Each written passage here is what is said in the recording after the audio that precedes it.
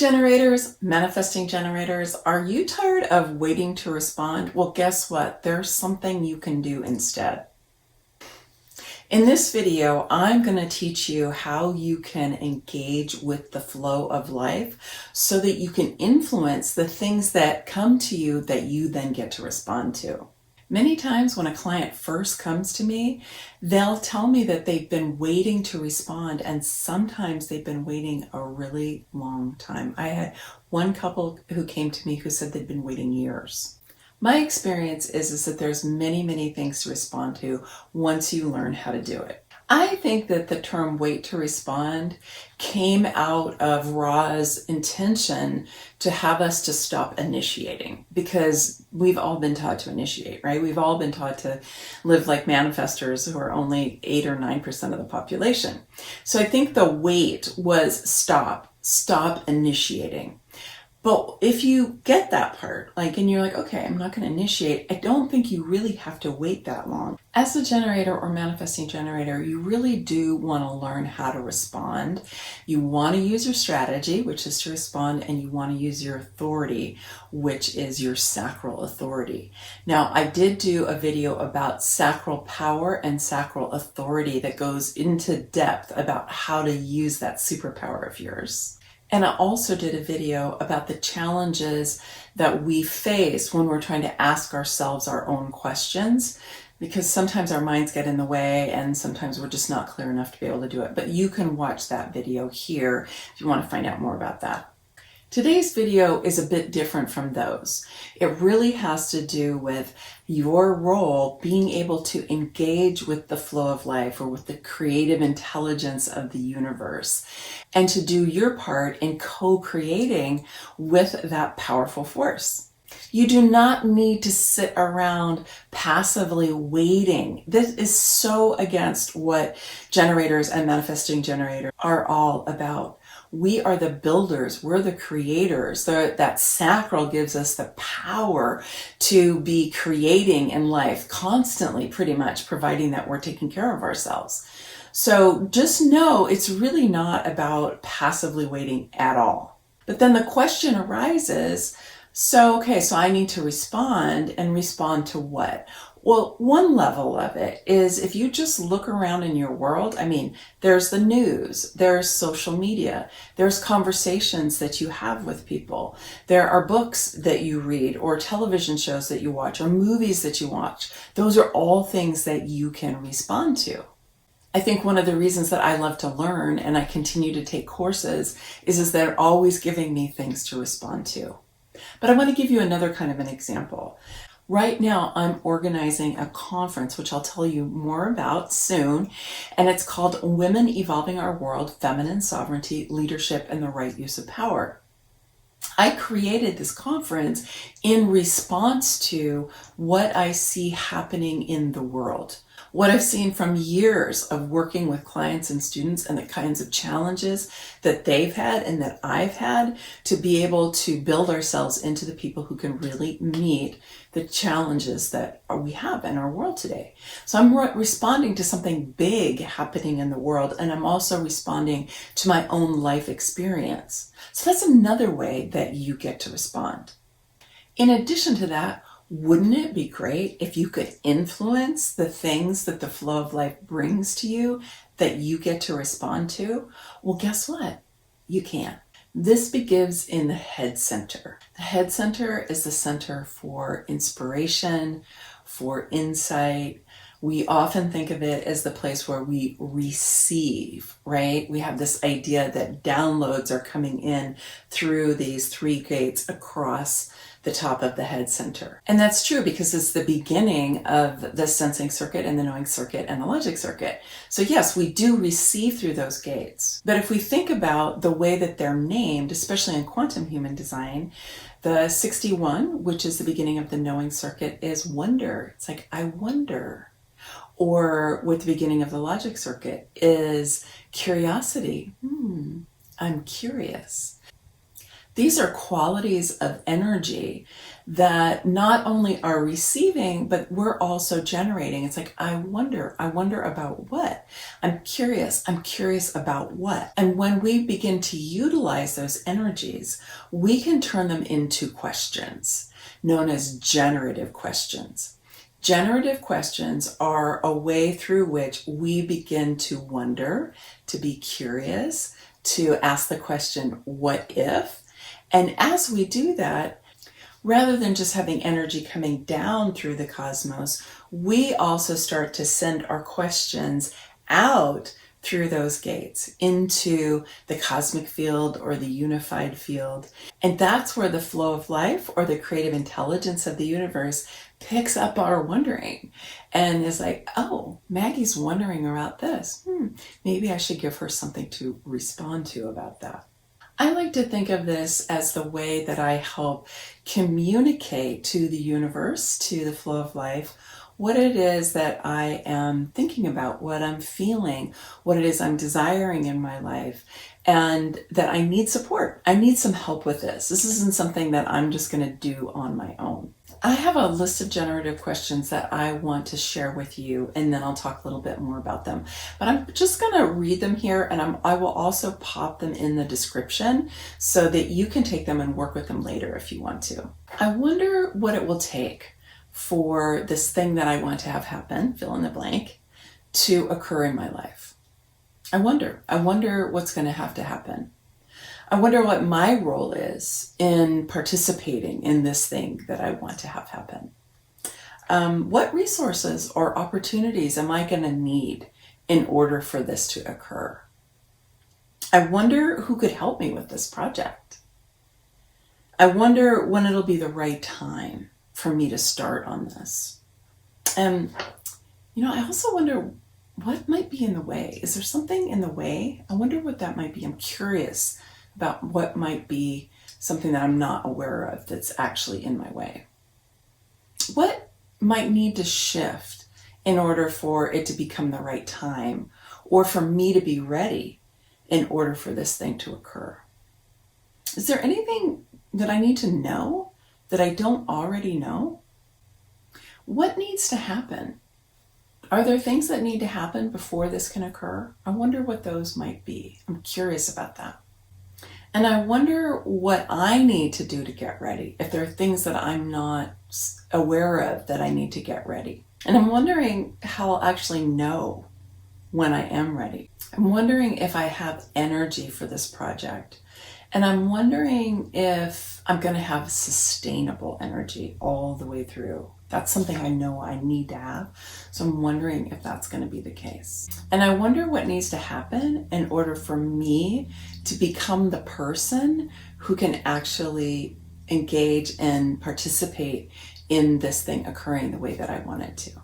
Now, the trick about generative questions is that you don't try to answer them. Okay, unlike sacral questions, when you're asking your sacral the yes/no questions, right? That's in the other video, so go check that one out if you're not sure what I mean. Look at the sacral authority video.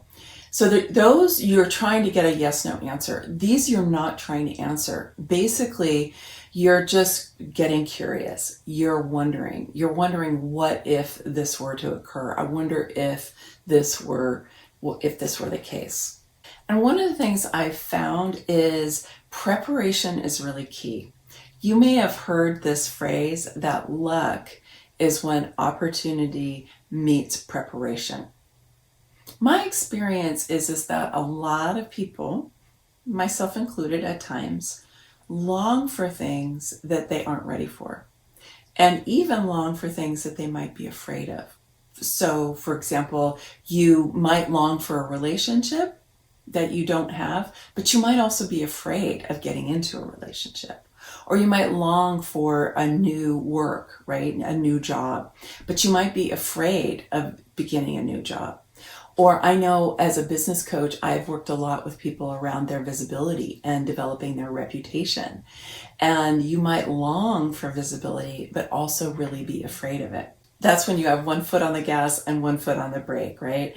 And when you do that, the flow of life doesn't really know what you want because you're sending out a message.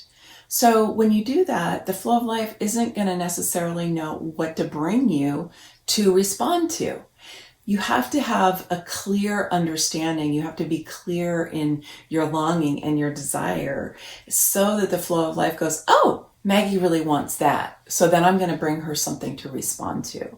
Whereas if it's all mixed, the flow of life is going to have a hard time. So in some of the generative questions that I just listed out for you are embedded questions that have to do with my readiness, my preparedness. Am I actually the person who I need to be in order to experience this thing that I say that I long for? I know I've spent big periods of time before really growing myself, growing my capacities, whether that's emotional, whether it's mental, spiritual, physical, on all different levels, growing myself into the person, preparing myself so that I can actually participate in or receive the thing that I'm longing for. This is something that people miss a lot. They think manifesting is just like, I have this desire, I'm getting excited about having it. But if you're not ready for it, then it may not even be a good thing for you to get.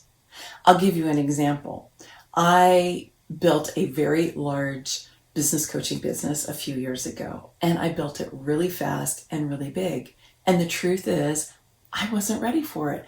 I did not have the infrastructure. I didn't have the staff support. I didn't have the systems in place in order for me to be able to handle the number of people that I was coaching and the amount of marketing that we were doing and all of the different things that we did. I wasn't really ready to do it in the time frame that I had.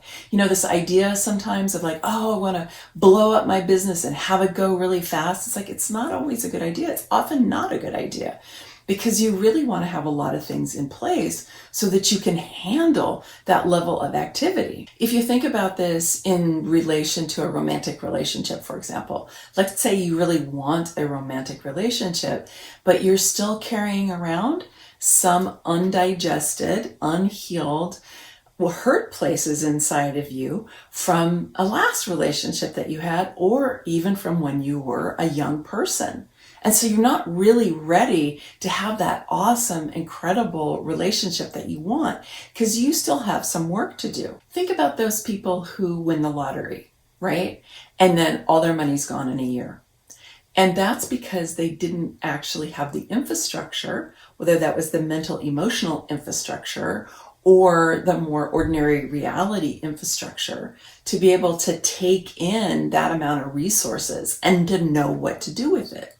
This is not an uncommon thing that happens. So for you, as you're wanting to influence the flow of life, it's helpful if you recognize that you may need to prepare in order to be ready.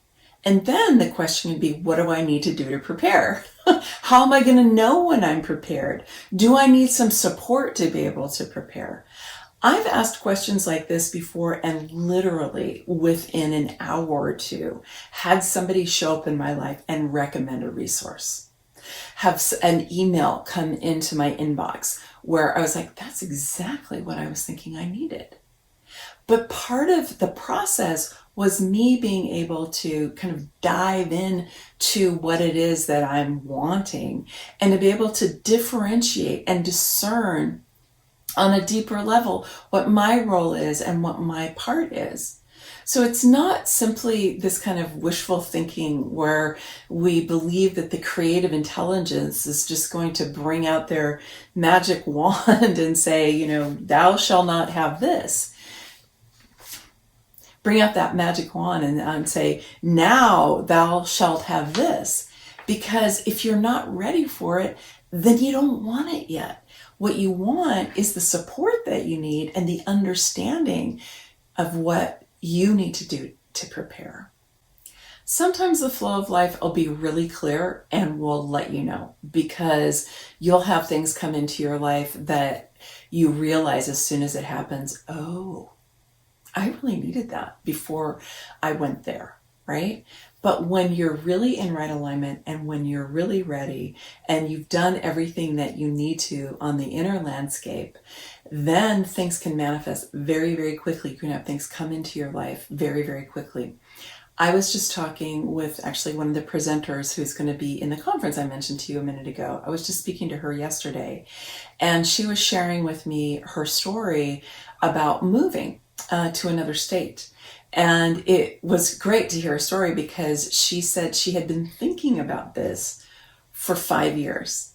And she had been preparing herself internally for moving out of California, where she'd spent her whole life pretty much, and what that would be like, what it would entail, what she would get out of it, who she needed to talk to about it, what was going to need to happen with her husband, with her children, and so on. Like, there were all these different factors that she had been mulling over and working on inside for a long time. Then they came up with an idea of a place. They started looking. They were wondering about that, so that was another preparation. Then they came up with a place, and she said, well, I'll just start to take a look around and see, because we've got this idea for this place. It kind of feels right. And so she went on to the MLS, which is how you find out about real estate. And she found something, and she thought, well, we'll just check it out, right? And so she made an offer on a house, and it was accepted immediately. And she ended up flying out there to make sure that they wanted the house, and they moved in 6 weeks. It just all happened like that, because she had been spending this time preparing herself to be ready for this move. So I see that as her really having an internal dialogue that were generative questions like, what do I need? How does this going to unfold? What's the best way for it to happen? What's the right timing? Who needs to be involved in these decisions? And so on. And then she got the inner drive that it was the right time, and she kept checking in and seeing and not being attached to it, but she kept getting things to respond to one after the other.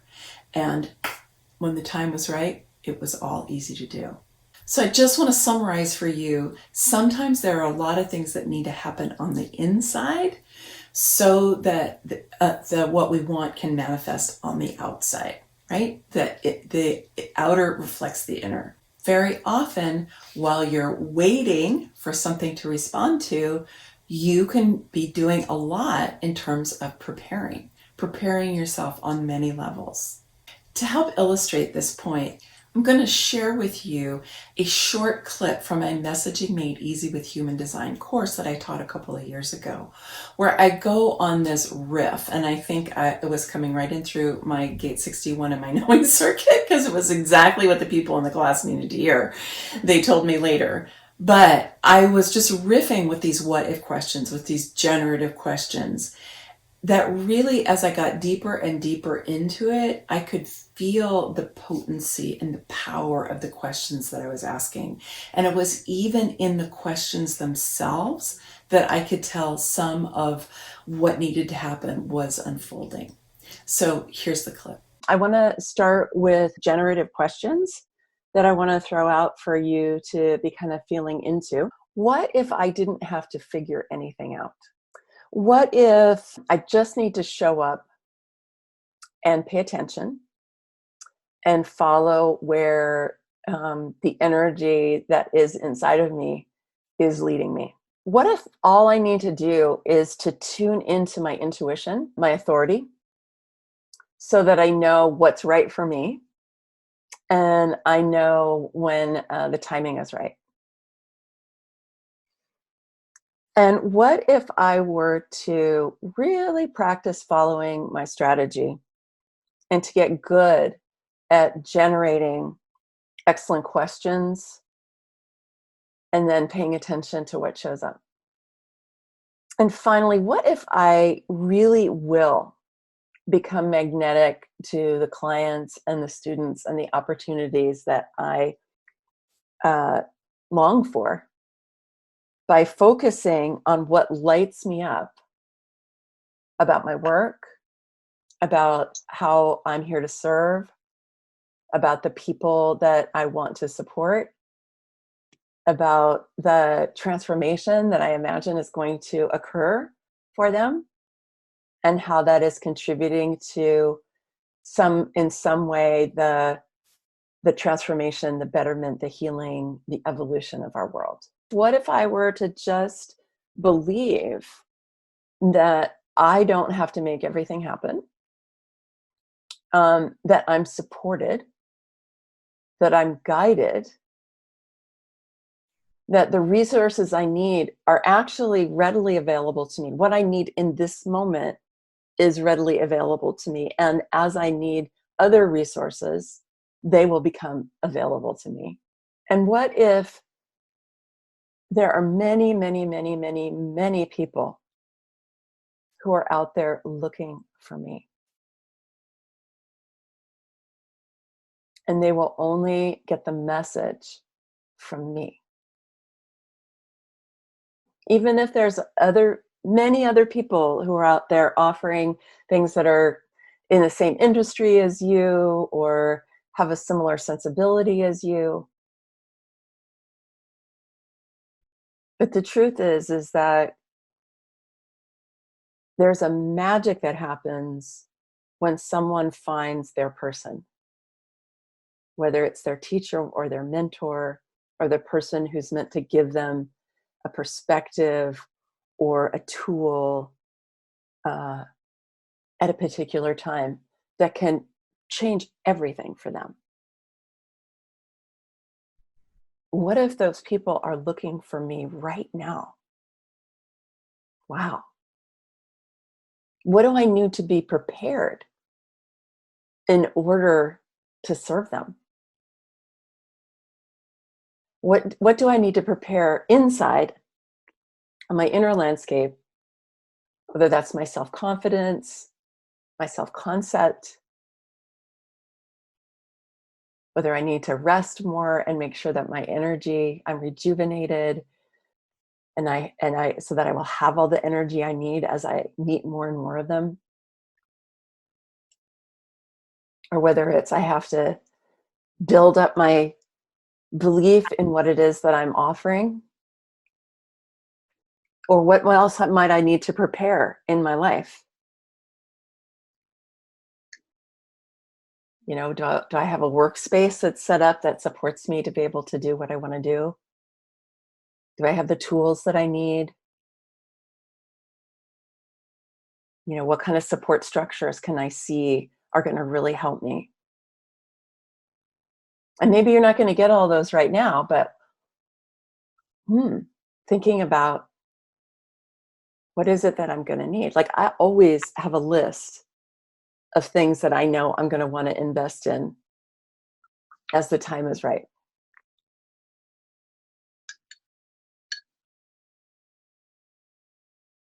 And what is it that I'm going to need to understand about my people in order for me to be able to speak out, whether that's in person, whether it's online,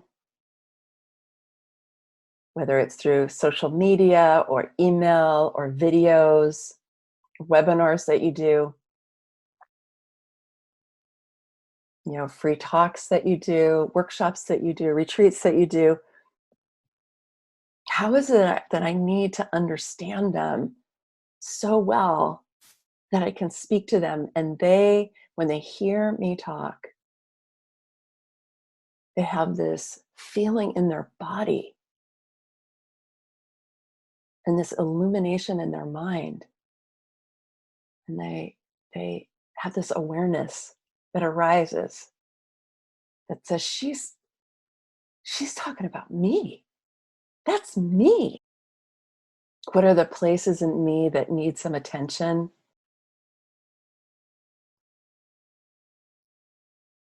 That need my attention in order to be able to come into alignment with the rest of me? What are some of the belief structures that, I've really outgrown, and yet I haven't done everything I need to in order to truly release them all the way out of my system so that I can be really clear.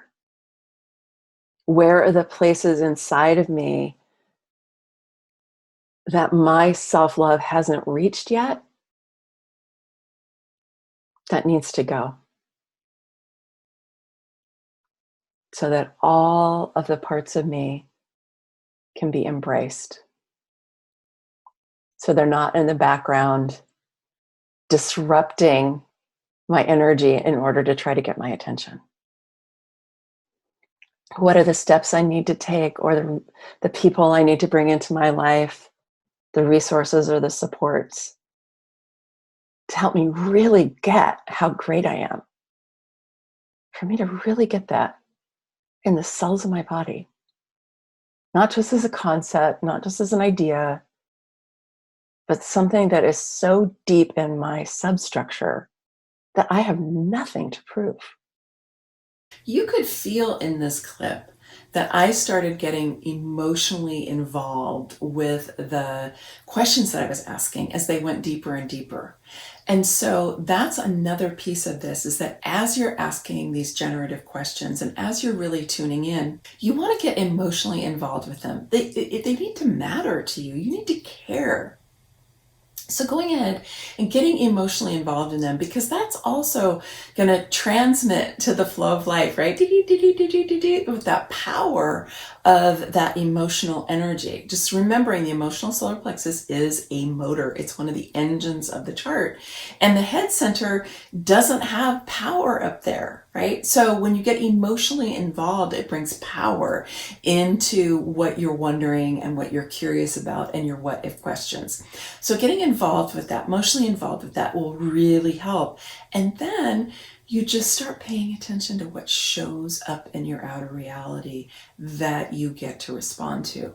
Sometimes it might be exactly what you were wondering about, and sometimes it might be something that the flow of life realizes that you need that you hadn't considered. So you want to be attuned to that. You want to be paying attention. And the core of this really is to have faith that the flow of life has your back, is on your side, and is here to help you to create the life that you really want. Thanks for watching. Give it a thumbs up and subscribe, and I'll see you next week. Many blessings, much love. Bye for now.